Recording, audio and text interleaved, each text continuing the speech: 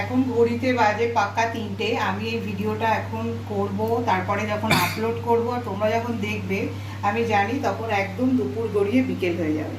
আজকে একটু দেরি হয়েছে, অনেকটাই দেরি হয়েছে।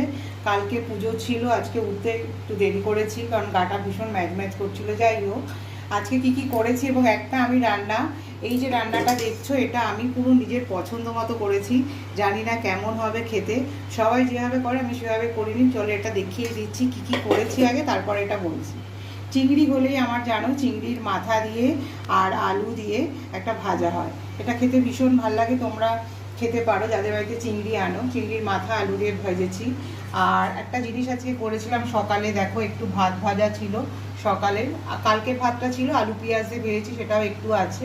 আর এই ভাজাটা তো করেছি। আর একটা জিনিস দেখিয়ে দিই তোমাদের, এটা আজকে অনেক দিন পর করলাম, সেটা হচ্ছে সর্ষে দিয়ে নারকেল দিয়ে ভেন্ডি, একটু আলুও দিয়েছি মাঝে, কারণ আজকে একটু নারকেল ছিল, কালকে নারকেল বাড়িতে আনা হয়েছিল, সেই জন্য নারকেলটা ছিল বলে সর্ষে ভেন্ডির মধ্যে নারকেলও দিয়েছি।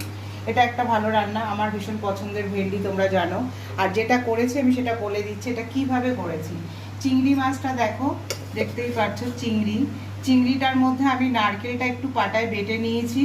চিংড়ি, নারকেল বাটা, জিরে বাটা আর জাস্ট কাঁচা লঙ্কা, দেখো প্রচুর কাঁচা লঙ্কা দিয়েছি আমি, কাঁচা লঙ্কা চিড়ে দিয়েছি। আর নুন, হলুদ, সর্ষের তেল দিয়ে মাখিয়ে কড়াইতে ভাপিয়ে করেছি।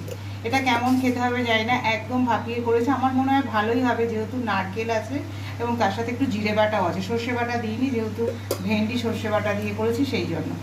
আর একটু সকালে একটা তরকারি রান্না করেছিলাম, সেই জিনিসটা রয়ে গেছে।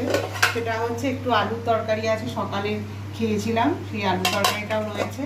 আর জানোই রবিবারে আমার ছেলের জন্য চিকেন করতে হয়। চিকেনের লেগ পিসটা তো একদম মাস্ট ওর জন্য, কারণ ও একদম সলিড পিস খেতে পছন্দ করে না। ও কেন, আমরাও পছন্দ করি না, সেই জন্য আমাদের লেগ পিসই আনা হয়। 3টে লেগ পিস আনা হয়েছে।